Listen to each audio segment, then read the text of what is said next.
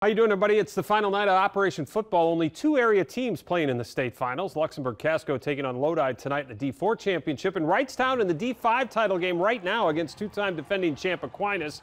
What a start for the Tigers. First play, they force a fumble. Aiden Humphrey recovers on the 15-yard line, and that sets up this.